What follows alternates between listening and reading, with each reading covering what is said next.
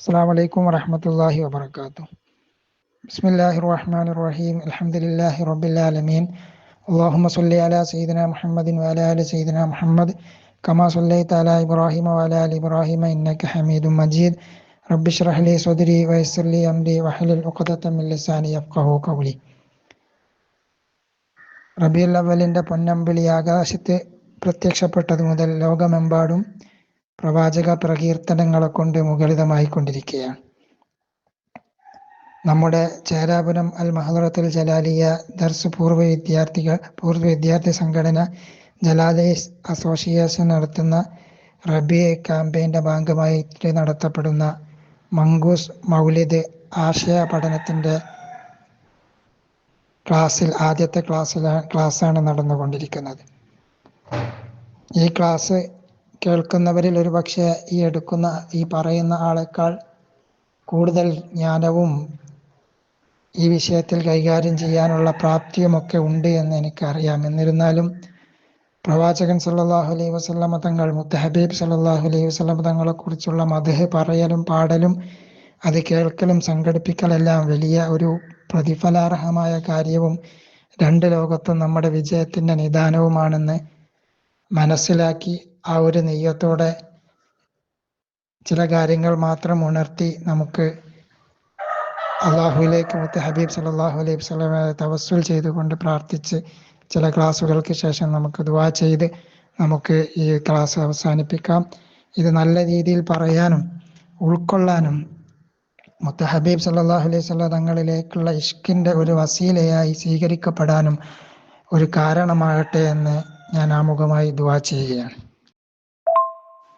ഗദ്യ പദ്യ രൂപത്തിൽ മുത്തഹബീബ് സല്ലല്ലാഹു അലൈഹി വസല്ലമ തങ്ങളുടെ പ്രകീർത്തനങ്ങൾ ഉൾക്കൊള്ളിച്ച മൗലിദുകളിൽ പ്രധാനപ്പെട്ട മൗലിദായ മങ്കൂസ് മൗലിദിനെ കുറിച്ചാണ് നമുക്ക് പറയാനുള്ളത്.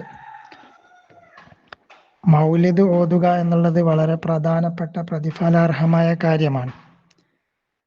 മുത്തഹബീബ് സല്ലല്ലാഹു അലൈഹി വസല്ലമ തങ്ങളിൽ നിന്നോ മഹാന്മാരായ സ്വഹാബികളിൽ നിന്നോ ഇന്ന് നടത്തപ്പെടുന്ന രീതിയിലുള്ള ഒരു മൗലിദ് സദസ്സോ അല്ലെങ്കിൽ ഈ ഒരു രീതിയിലുള്ള പാരായണമോ റിപ്പോർട്ട് ചെയ്യപ്പെട്ടിട്ടില്ലെങ്കിൽ പോലും ഇത് വളരെ പ്രതിഫലാർഹമായ കാര്യമാണ് എന്നുള്ളതിൽ നമുക്ക് സംശയമില്ല. ഹബീബ് സല്ലല്ലാഹു അലൈഹി വസല്ലമ പറഞ്ഞ ഒരു ഹദീസ് മഹാനായ ഇമാം ബുഖാരി റളിയല്ലാഹു അൻഹു, മുസ്ലിം റളിയല്ലാഹു അൻഹു അടക്കമുള്ള മഹാന്മാർ രേഖപ്പെടുത്തിയതായി നമുക്ക് കാണാം. മൻ സന്ന ഫിൽ ഇസ്ലാമി സുന്നത്തൻ വാഹിദത്തൻ ഫലഹു അജ്റുഹാ വ അജ്റു മൻ അമില ബിഹ. ഇസ്ലാം ദീനിൽ ആരെങ്കിലും ഒരു നല്ല ചര്യ കൊണ്ടുവരികയും ആ കൊണ്ടുവന്നതനുസരിച്ച് മറ്റുള്ളവർ പ്രവർത്തിക്കുകയും ചെയ്താൽ ആ കൊണ്ടുവന്നതിനും അയാൾ ചെയ്തതിനും മറ്റുള്ളവരുടെ പ്രവർത്തനത്തിനുമെല്ലാം ഈ കൊണ്ടുവന്ന അയാൾക്ക് ഇതിന് പ്രതിഫലമുണ്ട് എന്ന് അറിയിക്കുന്ന ഹദീസാണ് ഞാൻ ഈ പറഞ്ഞിട്ടുള്ളത്. മൗലിദ് എന്നതിൻ്റെ അടിസ്ഥാന ഘടകം എന്താണെന്ന് ചോദിച്ചാൽ തീർച്ചയായിട്ടും മുത്തഹബീബ് സല്ലല്ലാഹു അലൈഹി വസല്ലം തങ്ങളുടെ പ്രകീർത്തനമാണ്. പ്രകീർത്തനങ്ങൾ അടങ്ങിയ ഗദ്യ പദ്യ രൂപമാണ് ഈ മൗലിദ് കൊണ്ട് ഉദ്ദേശിക്കുന്നത്, മൗലിദിൽ ഉൾക്കൊള്ളിച്ചിട്ടുള്ളത്. ഖുർആനിൽ തന്നെ ഒരുപാട് സ്ഥലങ്ങളിൽ ഹബീബ് സല്ലല്ലാഹു അലൈഹി വസല്ലമ തങ്ങളുടെ പ്രകീർത്തനങ്ങൾ നമുക്ക് കാണാം. ഖുർആനിൽ വമാ അർസൽനാക ഇല്ലാ റഹ്മത്തൽ ലിൽ ആലമീൻ സൂറത്തുൽ അംബിയായിൽ നമുക്ക് കാണാം. അതേപോലെ തന്നെ വലസൗഫ യുതീക റബ്ബുക ഫതർളാ, അതേപോലെ വമാ അർസൽനാക ഇല്ലാ റഹ്മത്തൽ ലിൽ ആലമീൻ, ഇങ്ങനെ ഒട്ടനവധി ആയത്തുകൾ മുത്തഹബീബ് സല്ലല്ലാഹു അലൈഹി വസല്ലം തങ്ങളുടെ പ്രകീർത്തനങ്ങളെക്കുറിച്ച് ഖുർആനിൽ തന്നെ വന്നിട്ടുണ്ട്. അപ്പോൾ അടിസ്ഥാന ഘടകം മുത്തഹബീബ് സല്ലല്ലാഹു അലൈഹി വസല്ലം തങ്ങൾ അല്ലെങ്കിൽ നാം ആരുടെ മൗലിദാണോ ഓതുന്നത് അവരുടെ പ്രകീർത്തനങ്ങൾ പാടുകയും പറയുകയും എന്നതാണ് അതിൻ്റെ ഉദ്ദേശം, ലക്ഷ്യം എന്നുള്ളത് കൊണ്ട് തീർച്ചയായിട്ടും ഇത് വലിയൊരു ഇബാദത്തും ഒരു സുന്നത്തും പ്രതിഫലാർഹവുമായ കാര്യമാണ് എന്ന് നമുക്ക് മനസ്സിലാക്കാൻ കഴിയുന്നതാണ്. ഇതൊരു മൗലിദ് നാം എടുത്തു നോക്കുകയാണെങ്കിലും പ്രത്യേകിച്ച് മുത്തഹബീബ് സല്ലല്ലാഹു അലൈഹി വസല്ലമ തങ്ങളെക്കുറിച്ച് രചിക്കപ്പെട്ട ഗദ്യ പദ്യ രൂപങ്ങളിൽ രചിക്കപ്പെട്ട മൗലിദുകൾ, ആ മൗലിദ് എടുത്തു നോക്കുകയാണെങ്കിൽ അതിൻ്റെ വരികൾക്കിടയിലൂടെ നോക്കുമ്പോൾ പ്രധാനപ്പെട്ട 4 പ്രത്യേകതകളാണ് അല്ലെങ്കിൽ 4 കാര്യങ്ങളായിരിക്കും അതിൽ ഉൾക്കൊള്ളിച്ചിട്ടുണ്ടാവുക. ഒന്നാമത്തത് ഷമായിലുകളാണ്. ഷമായിലുകൾ എന്ന് പറയുമ്പോൾ ഹബീബ് സല്ലല്ലാഹു അലൈഹി വസല്ലം തങ്ങളുടെ പ്രകൃതി, അവിടുത്തെ ആകൃതി, അവിടുത്തെ ഭംഗി, അവിടുത്തെ ശാരീരികമായിട്ടുള്ള പ്രത്യേകതകൾ, ഇതൊക്കെ അടങ്ങിയ നബിയുടെ പ്രത്യേകതകളായിരിക്കും അതിൽ ഒന്നെങ്കിൽ വിഭജിച്ചിട്ടുണ്ടാവുക. അല്ലെങ്കിൽ രണ്ടാമതായി ഹബീബ് സല്ലല്ലാഹു അലൈഹി വസല്ലം തങ്ങളുടെ ഫളായിലുകളായിരിക്കും. മറ്റു അമ്പിയാക്കളെക്കാൾ നബി സല്ലല്ലാഹു അലൈഹി വസല്ലം തങ്ങളെ ശ്രേഷ്ഠമാക്കിയ കാര്യങ്ങൾ, സല്ലല്ലാഹു അലൈഹി വസല്ലം തങ്ങളുടെ സൃഷ്ടിപ്പ് അടക്കമുള്ള ഒരുപാട് കാര്യങ്ങൾ വിശദീകരിക്കുന്ന നബിയുടെ ഫളായിലുകളായിരിക്കും മറ്റൊന്നിൽ ഉൾക്കൊള്ളിച്ചിട്ടുണ്ടാവുക. മൂന്നാമതായി മറ്റൊരു കാര്യം ഉൾക്കൊള്ളിച്ചിട്ടുണ്ടാവുക സല്ലല്ലാഹു അലൈഹി വസല്ലം തങ്ങളുടെ ഖസായിസുകളായിരിക്കും, പ്രത്യേകതകൾ. ഒരുപാട് പ്രത്യേകതകൾ അടങ്ങിയ വ്യക്തിത്വമാണല്ലോ ഹബീബ് സല്ലല്ലാഹു അലൈഹി വസല്ലം. ആ പ്രത്യേകതകൾ ഉൾക്കൊള്ളിച്ചു കൊണ്ടായിരിക്കും ഈ മൗലിദ് രചിക്കപ്പെട്ടിട്ടുണ്ടാവുക. അല്ലെങ്കിൽ ഈ മൗലിദിൽ ചില ഭാഗങ്ങളിലൊക്കെ ആ ഖസായിസുകൾ പ്രതിപാദിക്കപ്പെട്ടിട്ടുണ്ടാവും. നാലാമതായി അവിടെ നിന്ന് കൊണ്ടുവന്ന മോചിസത്തുകൾ അടങ്ങിയ ഒരുപാട് സല്ലല്ലാഹു അലൈഹി വസല്ലം തങ്ങൾ കൊണ്ടുവന്ന കാര്യങ്ങൾ സത്യമാണ് എന്നതിൻ്റെ മേൽ അറിയിക്കുന്ന ദലായിലുകൾ, ആ ദലായിലുകളെ വിശദീകരിക്കുന്ന ഭാഗങ്ങളുണ്ടാവും. ഏതൊരു മൗലിദും നോക്കുമ്പോൾ ഈ 4 ഘടകങ്ങൾ അടങ്ങിയിട്ടുണ്ടായിരിക്കും ആ മൗലിദിൽ. ഈ 4 കാര്യങ്ങളും ഹബീബ് സല്ലല്ലാഹു അലൈഹി വസല്ലം തങ്ങളുടെ പ്രകീർത്തനങ്ങളാണ് എന്നുള്ളതിൽ നമുക്ക് സംശയമില്ല. അപ്പോൾ മൗലിദിൽ ഉൾക്കൊള്ളിച്ചിട്ടുള്ള ഈ 4 കാര്യങ്ങൾ ഇത് ഹബീബ് സല്ലല്ലാഹു അലൈഹി വസല്ലം തങ്ങളെ പ്രകീർത്തിക്കാൻ വേണ്ടിയുള്ളതാകുമ്പോൾ ആ പ്രകീർത്തനങ്ങൾ എമ്പാടും ഖുർആനിൽ പറയപ്പെടുകയും ചെയ്തതുകൊണ്ട് നബി സല്ലല്ലാഹു അലൈഹി വസല്ലം തങ്ങളെ പ്രകീർത്തിക്കപ്പെടുന്ന ഈ മൗലിദ് ഓതുകയും സംഘടിപ്പിക്കുകയും ചെയ്യുക എന്നൊക്കെ പറയുന്നത് വലിയ പ്രതിഫലാർഹമായ കാര്യമാണ് എന്നുള്ളതിൽ ഒരു മുഅ്മിനിനെ സംബന്ധിച്ചിടത്തോളം സംശയിക്കേണ്ട കാര്യമേ ഇല്ല. അതുകൊണ്ടാണ് റബീഉൽ അവ്വൽ വരുന്ന സമയത്ത് ലോക മുഅ്മിനീങ്ങൾ ഹബീബ് സല്ലല്ലാഹു അലൈഹി വസല്ലമ തങ്ങളുടെ പ്രകീർത്തനങ്ങൾ പാടുകയും പുകഴ്ത്തുകയും ഹബീബ് സല്ലല്ലാഹു അലൈഹി വസല്ലം തങ്ങളുടെ പ്രകീർത്തനങ്ങൾ പാടാൻ വേണ്ടി സദസ്സുകൾ സംഘടിപ്പിക്കുകയും ചെയ്യുന്നത്. ഈ പ്രകീർത്തനങ്ങളെ നാം വിളിക്കുന്ന പേരാണ് മൗലിദ് എന്ന പദം. മൗലിദ് എന്നുള്ള ജനിച്ച സ്ഥലം, ജനിച്ച സമയം എന്നൊക്കെ അർത്ഥത്തിൽ സൂചിപ്പിക്കുന്നുണ്ടെങ്കിലും അതിൻ്റെ ഉദ്ദേശം ഹബീബ് സല്ലല്ലാഹു അലൈഹി വസല്ലം തങ്ങളുടെ ജനനം അല്ലെങ്കിൽ ജനനവുമായി ബന്ധപ്പെട്ട കാര്യങ്ങൾ പ്രതിപാദിക്കുന്നതടക്കം മറ്റു കാര്യങ്ങൾ പ്രതിപാദിക്കുന്ന ഈ ഒരു പ്രകീർത്തനത്തിനാണ് നമ്മൾ മൗലിദ് എന്ന് പറയുന്നത്. ഇത് ഹബീബ് സല്ലല്ലാഹു അലൈഹി വസല്ലം തങ്ങളിലേക്ക് ചേർക്കുമ്പോൾ നബിയുടെ മൗലിദ് എന്ന് പറയുന്നു. മറ്റു ആളുകളിലേക്ക്, ബദരീങ്ങളിലേക്ക് ചേർക്കുന്ന സമയത്ത് അവരുടെ മദ്ഹുകൾ പറയുന്നതിന് ബദരീങ്ങളുടെ മൗലിദ് എന്ന് പറയുന്നു.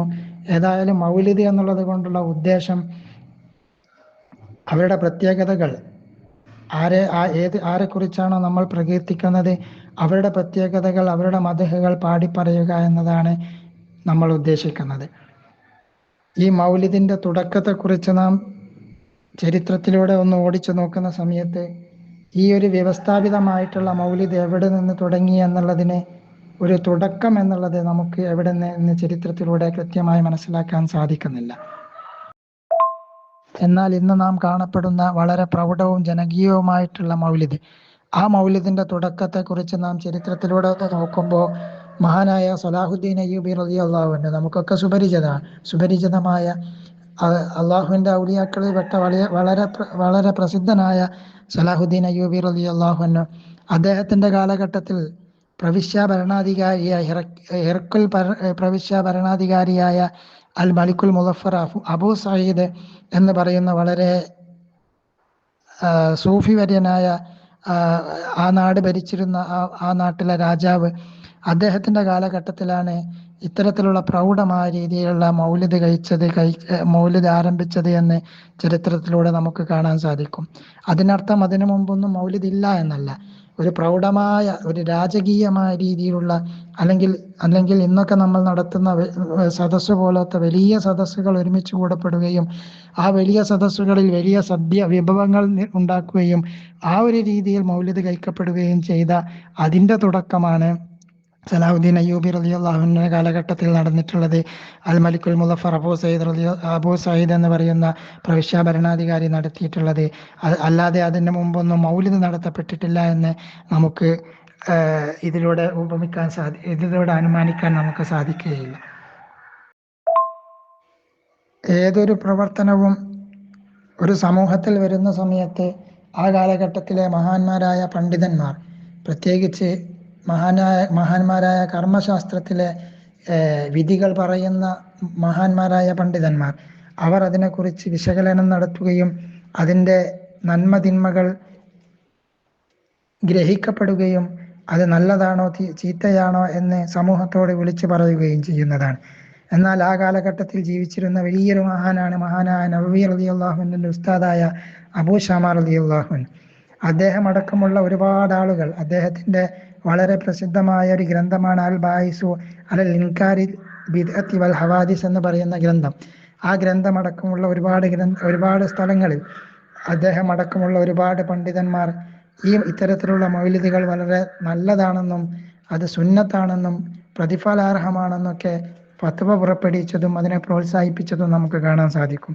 അതിനുശേഷം ഇബ്നു ഹജർ അൽ അസ്ഖലാനി റളിയല്ലാഹു അൻഹു അടക്കമുള്ള സുയൂത്തി ഇമാം ഇബ്നു ഹജർ റഹ്മത്തുള്ളാഹി അലൈഹി അടക്കമുള്ള ഒരുപാട് മഹാന്മാരായ ആളുകൾ ഇതിനെക്കുറിച്ച് ഒരുപാട് കിതാബുകൾ രചിക്കുകയും ഇതിൻ്റെ പ്രതിഫലത്തെക്കുറിച്ച് സമൂഹത്തിനോട് ബോധ്യപ്പെടുത്തുകയും ചെയ്തതെന്ന് നമുക്ക് കാണാൻ സാധിക്കും.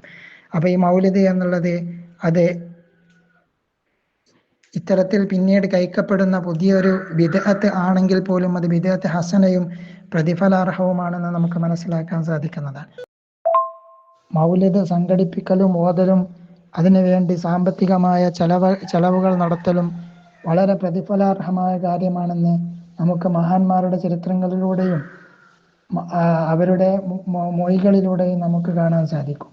ഹസൻ ബസരി റളിയല്ലാഹു അൻഹു അടക്കമുള്ള മഹാന്മാരുടെ ചരിത്രം നാം നോക്കുകയാണെങ്കിൽ ഹസൻ ബസരി റളിയല്ലാഹു അൻഹു പറയുന്നുണ്ട്, ഒരു ഉഹുദ് മലയോളം സ്വർണം എനിക്കുണ്ടെങ്കിൽ അത് ഹബീബ് സല്ലല്ലാഹു അലൈഹി വസല്ലം തങ്ങളുടെ മൗലിദിന് വേണ്ടി ഞാൻ ചെലവഴിക്കുമെന്നൊക്കെ രേഖപ്പെടുത്തി വെച്ചതായി നമുക്ക് കാണാം. സാക്ഷാൽ ഇബ്നു തൈമിയ പോലും ഹബീബ് സല്ലല്ലാഹു അലൈഹി വസല്ലം തങ്ങളുടെ മൗലിദ് നല്ലതാണെന്ന് രേഖപ്പെടുത്തി വെച്ചതായ പല ഗ്രന്ഥങ്ങളിലെയും ഇബാറത്തുകൾ നമുക്ക് കാണാൻ സാധിക്കും. അൽ ഇത്തിലാഉ സിറാത്തുൽ മുസ്തഖീം എന്ന അദ്ദേഹത്തിന്റെ ഗ്രന്ഥത്തിൽ മൗലിദ് കഴിക്കുന്നത് വളരെ നല്ലതാണെന്നും അതിന് പ്രതിഫലാർഹമായ കാര്യമാണെന്നൊക്കെ എഴുതി വെച്ചതായി നമുക്ക് കാണാം. ഏതായാലും ആ മൗലിദിന്റെ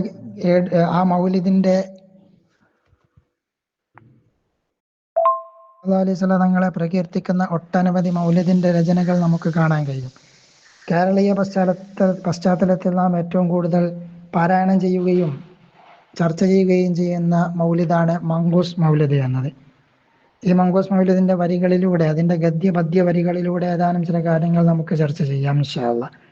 ആദ്യമായി ഈ മങ്കൂസ് മൗലിദിന്റെ രചയിതാവ് ആരാണ് എന്നുള്ളതിൽ പണ്ഡിതന്മാർക്കിടയിൽ അഭിപ്രായ വ്യത്യാസമുണ്ട്. സൈനുദ്ദീൻ മഖ്ദൂം ഒന്നാമനിലേക്കും അതേപോലെ സൈനുദ്ദീൻ മഖ്ദൂം രണ്ടാമനിലേക്കും റളിയല്ലാഹു അൻഹു ഇവരിലേക്ക് ഈ മങ്കൂസ് മൗലിദിന്റെ രചനയെ ചേർത്ത് പറയപ്പെട്ടിട്ടുണ്ട്. നമുക്കെല്ലാം അറിയുന്ന കാര്യമാണ്, പൊന്നാനിയിൽ പ്ലാഗ് രോഗം പിടിപെടുകയും ഒരുപാട് ആളുകൾ മരണപ്പെടുകയും ചെയ്ത സമയത്ത് അവിടെയുള്ള മുഅ്മിനീങ്ങൾ ഒരു ആത്മീയമായ ഒരു പരിഹാരം ഇതിന് വേണമെന്ന് പറഞ്ഞുകൊണ്ട് സൈനുദ്ദീൻ മഖ്ദൂം ഒന്നാമൻ റളിയല്ലാഹു അൻഹുവിനെ സമീപിച്ച സമയത്ത് അവിടെ അദ്ദേഹം ഉണ്ടാക്കി കൊടുത്തതാണെന്ന് ചരിത്രത്തിലൂടെ പറയപ്പെടുന്നുണ്ട്. അതേപോലെ തന്നെ ഇതേ ഒരു ചരിത്രം സൈനുദ്ദീൻ മഖ്ദൂം രണ്ടാമനിലേക്കും ചേർത്തുകൊണ്ട് പറയുന്നുണ്ട്. മാത്രമല്ല ഒരുപാട് ചരിത്ര ഗ്രന്ഥങ്ങളിൽ സൈനുദ്ദീൻ മഖ്ദൂം രണ്ടാമനാണ് ഈ മൗലിദ് രചിച്ചിട്ടുള്ളത് എന്ന് പറയപ്പെടുന്നുണ്ട്. അതിന് കാരണമായി പറയപ്പെടുന്നത് മഹാനായ തൻ്റെ ഉസ്താദ് ഇബ്നു ഹജർ അൽ ഹൈതമി റളിയല്ലാഹു അൻഹു അദ്ദേഹമാണ് ഈ മൗലിദിന്റെ ദുആ എഴുതിയിട്ടുള്ളത്, അവസാനമുള്ള ദുആ എഴുതിയിട്ടുള്ളത്. സൈനുദ്ദീൻ മഖ്ദൂം രണ്ടാമൻ റളിയല്ലാഹു അൻഹു മൗലിദ് രചിക്കുകയും ആ രചിച്ച അവസാന സമയത്ത് തൻ്റെ ഉസ്താദ് പൊന്നാനിയിൽ വരികയും അങ്ങനെ വന്ന സമയത്ത് ആ മൗലിദ്, ആ രചിക്കപ്പെട്ട ഗ്രന്ഥം ഉസ്താദിനെ കാണിച്ചു കൊടുക്കുകയും ബറക്കത്തിന് വേണ്ടി ദുആ എഴുതിപ്പിക്കുകയും ചെയ്തതാണെന്ന ചരിത്രം അതിലുണ്ട്. ആ ദുആയിൽ അൽ വലിയ എന്നുള്ള ആ പ്രയോഗം തൻ്റെ ശിഷ്യനെ കുറിച്ചാണ് പറയുന്നത് എന്നൊക്കെ അഭിപ്രായപ്പെടുന്ന പണ്ഡിതന്മാരുണ്ട്. ഇതിലേക്ക് നോക്കുന്ന സമയത്ത് സൈനുദ്ദീൻ മഖ്ദൂം രണ്ടാമനാണ് രചിച്ചത് എന്ന് നമുക്ക് മനസ്സിലാക്കാൻ സാധിക്കും. ഈ മങ്കൂസ് മൗലിദിനെ മങ്കൂസ് എന്ന നാമകരണം ചെയ്തതിന് പ്രധാനമായിട്ടും 3 കാരണങ്ങൾ ആണ് നമുക്ക് മനസ്സിലാക്കാൻ സാധിക്കുന്നത്. അതിൽ ഒന്നാമതായി മങ്കൂസ് എന്ന് പറഞ്ഞാൽ ചുരുക്കപ്പെടുക എന്ന ചുരുക്കപ്പെട്ടത് എന്നാണല്ലോ അർത്ഥം. ആ അർത്ഥത്തെ വിശകലനം ചെയ്ത് നോക്കുന്ന സമയത്ത് മറ്റു മൗലിദുകളിൽ നിന്ന് ചുരുക്കിയുണ്ടാക്കിയ മറ്റു മൗലിദുകളെ ചുരുക്കിക്കൊണ്ടുണ്ടാക്കിയ മൗലിദാണ് ഇത് എന്ന് നമുക്ക് മനസ്സിലാക്കാൻ കഴിയും. പ്രത്യേകിച്ച് മഹാനായ അസ്സാലി റളിയല്ലാഹു അൻഹുവിൻ്റെ സുബ്ഹാന മൗലിദ്, ആ മൗലിദിലെ പല വരികളും പല ചരിത്ര സംഭവങ്ങളും ഈ മങ്കൂസ് മൗലിദിൽ പ്രതിപാദിക്കുന്നുണ്ട്. അതിൽ നിന്ന് നമുക്ക് മനസ്സിലാക്കാം ഈ സുബ്ഹാന മൗലിദ് അടക്കമുള്ള പല മൗലിദുകളിൽ നിന്നും ചുരുക്കിക്കൊണ്ട് വളരെ ഹ്രസ്വമായ രീതിയിൽ ഓതാൻ കഴിയുന്ന രീതിയിൽ മഹാനായ സൈനുദ്ദീൻ മഖ്ദൂം തങ്ങൾ ചുരുക്കിക്കൊണ്ടുണ്ടാക്കിയതാണെന്ന് മനസ്സിലാക്കാൻ കഴിയും. മറ്റൊരു കാരണം, ഈ പേരിടാനുള്ള മറ്റൊരു കാരണം, സൂറത്തുൽ കഹ്ഫ് ഗുഹാവാസികളെ കുറിച്ച് പ്രതിപാദിക്കുന്നത് കൊണ്ട് ആ സൂറത്തിന് മൊത്തമായിട്ട് സൂറത്തുൽ കഹ്ഫ് എന്ന പേരിട്ടിട്ടുണ്ട്. അതേപോലെ അൽ ബഖറ സൂറത്ത് ഒരു പശുവിൻ്റെ കഥ പറയുന്നത് കൊണ്ട് ആ സൂറത്തിന് അൽ ബഖറ എന്ന പേരിട്ട് നാമകരണം ചെയ്യപ്പെട്ടിട്ടുണ്ട്. ഇതേപോലെ സല്ലല്ലാഹു അലൈഹി വസല്ലം തങ്ങളുടെ ജനനം, ആ ജനന സമയത്ത് ബിംബങ്ങളൊക്കെ തലകുത്തി വീഴുന്ന ആ ഒരു സംഭവം പറയുന്നത് കൊണ്ട് ഇതിന് മങ്കൂസ് എന്ന പേര് ലഭിക്കപ്പെട്ടത് എന്നും പറയപ്പെടുന്നുണ്ട്. അതല്ല, മൂന്നാമത് കാരണം, വളരെ ലളിതമായി ഓതാൻ കഴിയുന്ന വളരെ ചുരുക്കപ്പെട്ട ചെറിയൊരു മൗലിദ് എന്ന അർത്ഥത്തിൽ വരുന്ന പദമാണ് മങ്കൂസ് കൊണ്ട് ഉദ്ദേശിക്കുന്നത്. അതുകൊണ്ടാണ് ഇതിന് മങ്കൂസ് എന്ന് നാമകരണം ചെയ്യപ്പെട്ടത് എന്നും രേഖപ്പെടുത്തി വെച്ചതായി നമുക്ക് കാണാൻ കഴിയും. ഇനി നമുക്ക് മങ്കൂസ് മൗലിദിന്റെ വരികളിലൂടെ അതിന്റെ ആശയതലങ്ങളിലൂടെ ഒന്ന് കടന്നു പോവാം. മങ്കൂസ് മൗലിദ് തുടങ്ങുന്നത്, സാധാരണ ഏതൊരു നന്മയും തുടങ്ങുന്നത് ബിസ്മി കൊണ്ടാണ്. ബിസ്മില്ലാഹിർ റഹ്മാനിർ റഹീം എന്നുള്ള തിരുവാക്യം കൊണ്ടാണ് മങ്കൂസ് മൗലിദും ആരംഭിക്കുന്നത്. അതിനുശേഷം സുബ്ഹാനല്ലദീ അത്ലഅ ഫീ ശഹ്രി റബീഉൽ അവ്വലി ഖമറ നബിയിൽ ഹുദാ. സുബ്ഹാനല്ലദീ എന്നുള്ളത് ഹംദാണ്. അസ്സനാഉ ബിൽ ലിസാനി, നാവ് കൊണ്ടുള്ള സനാഇനാണല്ലോ ഹംദ് എന്ന് പറയുന്നത്. അള്ളാഹുവിൻ്റെ പരിശുദ്ധിയെ ഞാൻ വാഴ്ത്തുന്നു എന്നുള്ളത് ഹംദാണ്. എല്ലാ തസ്ബീഹും ഹംദാണ്. എന്നാൽ എല്ലാ ഹംദും തസ്ബീഹ് ആയിക്കൊള്ളുന്നില്ല. പല കിതാബുകളുടെയും തുടക്കത്തിൽ നാം ആ ചർച്ച പറഞ്ഞതാണ്. ഏതായാലും ഹംദ് കൊണ്ട് തുടങ്ങി, ബിസ്മി കൊണ്ട് തുടങ്ങി, ശേഷം ഹംദ് കൊണ്ടുവന്നു. എങ്ങനത്തെ അള്ളാഹു ആണ്? അത്ലഅ ഫീ ശഹ്രി റബീഉൽ അവ്വലി, റബീഉൽ അവ്വലിൽ അള്ളാഹു അവൻ ഉദിപ്പിച്ചിരിക്കുന്നു. റബീഉൽ അവ്വൽ മാസത്തിൽ അവൻ ഉദിപ്പിച്ചിരിക്കുന്നു. ഖമറ നബിയിൽ ഹുദ, നേർവഴിയുടെ നബിയായ ഖമറിനെ, ചന്ദ്രനെ ഉദിപ്പിച്ചിരിക്കുന്നു. ബിസ്മി കഴിഞ്ഞതിന് ശേഷം മഹാനായ സൈനുദ്ദീൻ മഖ്ദൂം റളിയല്ലാഹു അൻഹു കൊണ്ടുവന്ന പദം സുബ്ഹാന എന്നുള്ള പദമാണ്. ഇതിൻ്റെ ആശയത്തിലേക്ക് നാം ഒന്ന് ചിന്തിച്ചു നോക്കുന്ന സമയത്ത്, ഈ മൗലിദ് രചിക്കപ്പെടുന്നതിൻ്റെ പശ്ചാത്തലം ഞാൻ നേരത്തെ പറയുകയുണ്ടായി. വലിയ പ്ലാഗ് രോഗം പിടിപെടുകയും ഒരുപാട് ആളുകൾ മരണപ്പെടുകയും ചെയ്ത സാഹചര്യത്തിലാണ്, ഒരു പ്രതിസന്ധി ഘട്ടത്തിലാണ് ഇത് രചിക്കപ്പെടുന്നത്. മുത്ത് ഹബീബ് സല്ലല്ലാഹു അലൈഹി വസല്ലം തങ്ങളുടെ ജീവിതത്തിലേക്ക് നാം നോക്കുന്ന സമയത്ത് നമുക്ക് ആ ചരിത്രത്തിൽ നമുക്ക് വായിച്ചെടുക്കാം ആമുൽ ഹുസ്നിനെ കുറിച്ച്. ദുഃഖവർഷം.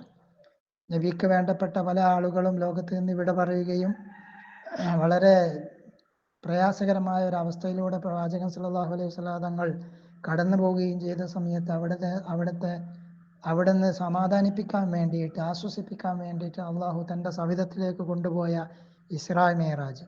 ആ ഇസ്രാ മിഅ്റാജിനെ കുറിച്ച് പറയുന്ന ഖുർആനിലെ വാക്യം നമുക്ക് നോക്കുകയാണെങ്കിൽ, സുബ്ഹാനല്ലദീ അസ്റാ ബിഅബ്ദിഹി ലൈലൻ മിനൽ മസ്ജിദിൽ ഹറാം, അവിടെ കൊണ്ടുവന്ന പദം സുബ്ഹാന എന്നുള്ളതാണ്. ഒരു പ്രതിസന്ധിയിൽ നിന്ന് രക്ഷപ്പെടാൻ വേണ്ടിയിട്ട്, അല്ലെങ്കിൽ ഒരു പ്രതിസന്ധിയിൽ നിന്ന് സന്തോഷത്തിന്റെ ഘട്ടത്തിലേക്ക് കൊണ്ടുപോയ പ്രവാചകൻ സല്ലല്ലാഹു അലൈഹി വസല്ലം തങ്ങളുടെ ആ മഹത്തായ സംഭവം പറയാൻ വേണ്ടി ഖുർആനിൽ ഉപയോഗിച്ച പദം സുബ്ഹാന എന്നതാണ്. അപ്പോൾ ഒരു പ്രതിസന്ധിയിൽ നിന്ന് രക്ഷപ്പെടാൻ വേണ്ടി കൊണ്ടുവന്ന പദം ഖുർആനിൽ സുബ്ഹാന എന്നതായത് കൊണ്ടാവാം മഹാനായ സൈനുദ്ദീൻ മഖ്ദൂം തങ്ങൾ തൻ്റെ ഈ ഒരു പ്രതിസന്ധി, ജനങ്ങൾ പരാതിപ്പെട്ട ഈ ഒരു പ്രതിസന്ധിയിൽ നിന്ന് ഈ സമൂഹത്തെ രക്ഷപ്പെടുത്താൻ വേണ്ടിയിട്ട് രചിക്കപ്പെട്ട ഈ മൗലിദിന്റെ തുടക്കത്തിൽ സുബ്ഹാന എന്നുള്ള പദം കൊണ്ടുവന്നിട്ടുള്ളത്. അല്ലദീ അത്ലഅ ഫീ ശഹ്രി റബീഉൽ അവ്വൽ, റബീഉൽ അവ്വലിൽ ഉദിപ്പിച്ചിരിക്കുന്നു എന്നല്ല. അത്ലഅ അടുത്ത പദം. ഇതിന്റെ ഓരോ പദങ്ങളിലൂടെയും കടന്നു പോകുമ്പോൾ ഒരുപാട് കാര്യങ്ങൾ നമുക്ക് മനസ്സിലാക്കാൻ സാധിക്കും. അത്ലഅ എന്നാൽ ഉദിപ്പിച്ചു എന്നുള്ളതാണ്. ഉദിക്ക എന്ന് പറഞ്ഞാൽ ആദ്യമേ ഉള്ള ഒരു സൂര്യൻ ഉദിക്കുക എന്ന് പറയുമ്പോൾ സൂര്യൻ ആദ്യമേ ഉണ്ട്. ആ ഉള്ള സൂര്യൻ വെളിവാകുന്നതിനാണ് ഉദിക്കുക എന്ന് പറയുന്നത്. അപ്പോൾ ഉദിപ്പിച്ചു എന്ന് പറയുമ്പോൾ നബി സല്ലല്ലാഹു അലൈഹി വസല്ലം തങ്ങളുടെ നൂറ് അത് ആദ്യമേ അള്ളാഹു സൃഷ്ടിച്ചിട്ടുണ്ട്. ആ ആ ആ ആദ്യമേ സൃഷ്ടിക്കപ്പെട്ട ആ നൂറ് പ്രപഞ്ചത്തിലേക്ക് അല്ലെങ്കിൽ ഈ ഭൂമിയിലേക്ക് കടന്നു വന്ന ആ ഒരു സമയമാണ് റബീഉൽ അവ്വൽ എന്നുള്ളത്. അപ്പോൾ അതുകൊണ്ടാണ് അത്തല എന്നുള്ള പദം ഉപയോഗിക്കപ്പെട്ടിട്ടുള്ളത്. ഈ ഷഹരി റബീഉൽ അവ്വൽ മാസത്തിലാണ് നബി സല്ലല്ലാഹു അലൈഹി വസല്ലം തങ്ങളുടെ മഹത്തായിട്ടുള്ള ജനനം സംഭവിച്ചിട്ടുള്ളത്. അതുകൊണ്ടാണ് റബീഉൽ അവ്വൽ മാസത്തെ നാം ഇത്രമാത്രം ബഹുമാനത്തോടെയും ആദരവോടെയും കാണുകയും സല്ലല്ലാഹു അലൈഹി വസല്ലം തങ്ങളുടെ മൗലിദ് പാരായണവും മറ്റും ഈ മാസത്തിൽ നമ്മൾ കൊണ്ടാടുകയും ചെയ്യുന്നത്.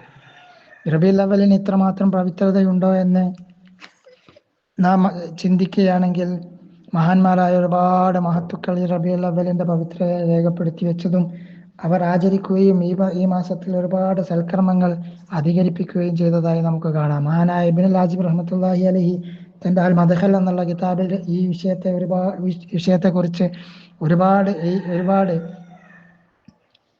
എഴുതി വെച്ചതായി നമുക്ക് കാണാൻ സാധിക്കും. എന്നിട്ട് അദ്ദേഹം ഇങ്ങനെ പറഞ്ഞു വന്നുകൊണ്ട് റബീഉൽ അവ്വലിന്റെ പ്രത്യേകതകൾ ഇങ്ങനെ പറഞ്ഞു വന്നുകൊണ്ട് അവസാനം പറയുന്നുണ്ട്, നബി സല്ലല്ലാഹു അലൈഹി വസല്ലം തങ്ങൾ എന്തുകൊണ്ട് ഈ റബീഉൽ അവ്വലിൽ മറ്റു മാസങ്ങളുടെ പ്രത്യേകതകൾ, ദിവസങ്ങളുടെ പ്രത്യേകതകളൊക്കെ പറഞ്ഞതുപോലെ ഒരു വ്യക്തമായ രീതിയിൽ എന്തുകൊണ്ട് റബീഉൽ അവ്വലിനെ കുറിച്ച്, പ്രത്യേകതയെക്കുറിച്ച് പറഞ്ഞില്ല എന്ന ചോദ്യത്തിന് ഉത്തരം പോലും അദ്ദേഹം അതിൽ രേഖപ്പെടുത്തി വെച്ചിട്ടുണ്ട്.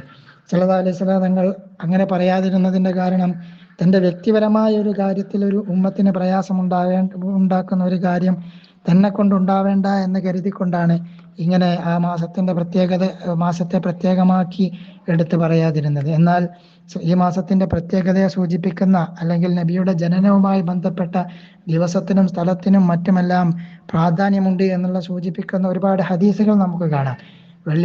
തിങ്കളാഴ്ച ദിവസം നോമ്പ് നോൽക്കുന്നതിനെ കുറിച്ച് പറയുന്ന ഹദീസ് നമുക്ക് കാണാം. ദാലിക്കൽ യൗമു ഉലിദ്തു ഫീഹി, ആ ദിവസത്തിലാണ് ഞാൻ ജനിക്കപ്പെട്ടിട്ടുള്ളത് എന്ന് തിങ്കളാഴ്ചയുടെ പവിത്രതയെ കുറിച്ച് നമുക്ക് പറയാം. തങ്ങൾ പറഞ്ഞ ഹദീസ് നമുക്ക് കാണാം. അപ്പോൾ ആഴ്ചയിലെ ഒരു ദിവസം അതിൽ നബി സല്ലല്ലാഹു അലൈഹി വസല്ലം തങ്ങൾ ജനിച്ച ദിവസത്തിന് പ്രത്യേകതയുണ്ടെങ്കിൽ മാസങ്ങളിൽ വെച്ച് 12 മാസങ്ങളിൽ നിന്ന് സല്ലല്ലാഹു അലൈഹി വസല്ലം തങ്ങൾ ജനിച്ച റബീഉൽ അവ്വൽ മാസത്തിന് പ്രത്യേകതയുണ്ട് എന്ന് ഏതൊരു ബുദ്ധിയുള്ള മനുഷ്യനും മനസ്സിലാക്കാൻ സാധിക്കുന്നുണ്ട്. അതുകൊണ്ടാണ് റബീഉൽ അവ്വലിനെ ഇത്രമാത്രം പരിശുദ്ധയോടെ നാം കാണുകയും ഈ ദിവസത്തെ അല്ലെങ്കിൽ ആ ദിവസങ്ങളെ, ഈ മാസത്തെ നാം ഇത്രമാത്രം ബഹുമാനിക്കുകയും ചെയ്യുന്നത്. ഖമറ നബിയുൽ ഹുദ, ഖമറിനെയാണ് അല്ലാഹു തആല ഉദിപ്പിച്ചിട്ടുള്ളത്. അവിടെ ഖമറി എന്നുള്ള പദം കൊണ്ടുവന്നത് നമുക്കറിയാം, പരിപൂർണ ചന്ദ്രനല്ല നമ്മൾ ഖമറി എന്ന് പറയുന്നത്. ബദർ എന്നുള്ളത് പരിപൂർണ ചന്ദ്രനാണെങ്കിൽ ഖമറി എന്നുള്ളത് ആദ്യ രൂപത്തിനാണ്, ചന്ദ്രൻ ഉദിക്കുന്ന രൂപത്തിനാണ് നമ്മൾ പറയാറുള്ളത്. അപ്പോൾ നബി സല്ലല്ലാഹു അലൈഹി വസല്ലം തങ്ങൾ ഭൂമിയിലേക്ക് ഭൂജാതനാവുകയും ഇവിടെ ഇസ്ലാമിൻ്റെ പരിപൂർണമായിട്ടുള്ള പ്രകാശത്തെ ഇവിടെ വിതരണം ചെയ്യുകയും ചെയ്യാൻ വേണ്ടിയിട്ടാണ് ഹബീബ് സല്ലല്ലാഹു അലൈഹി വസല്ലം തങ്ങൾ കടന്നു വന്നിട്ടുള്ളത്. അപ്പോൾ ആ ഒരു വളർച്ചയുടെ ആദ്യഘട്ടം എന്നുള്ള രീതിയിലായിരിക്കാം ഖമർ എന്നുള്ള പദം കൊണ്ടുവന്നിട്ടുള്ളത്. ഔജദ നൂറഹു ഖബ്ല ഖൽഖിൽ ആലമി വസമ്മാഹു മുഹമ്മദ വഔജദ നൂറഹു, എന്നിട്ട് നബി സല്ലല്ലാഹു അലൈഹി വസല്ലം തങ്ങളുടെ നൂറിനെ ഔജദ ഇല്ലായ്മയിൽ നിന്നും പടച്ചു. ഖബ്ല ഖൽഖിൽ ആലം, ആലമിനെ സൃഷ്ടിക്കുന്നതിന് മുമ്പ്. ആലം എന്ന് പറഞ്ഞാൽ മാസിവല്ലാഹു തആല, അള്ളാഹു അല്ലാത്ത മറ്റെല്ലാ പ്രപഞ്ചത്തിലെ എല്ലാ കാര്യങ്ങൾക്കുമാണ് ആലം എന്ന് പറയുന്നത്. ആ ആലം ഇതെല്ലാം സൃഷ്ടിക്കുന്നതിന് മുമ്പ് അള്ളാഹു തആല ആദ്യം സൃഷ്ടിച്ചിട്ടുള്ളത് നബി സല്ലല്ലാഹു അലൈഹി വസല്ലം തങ്ങളുടെ നൂറിനാണ്.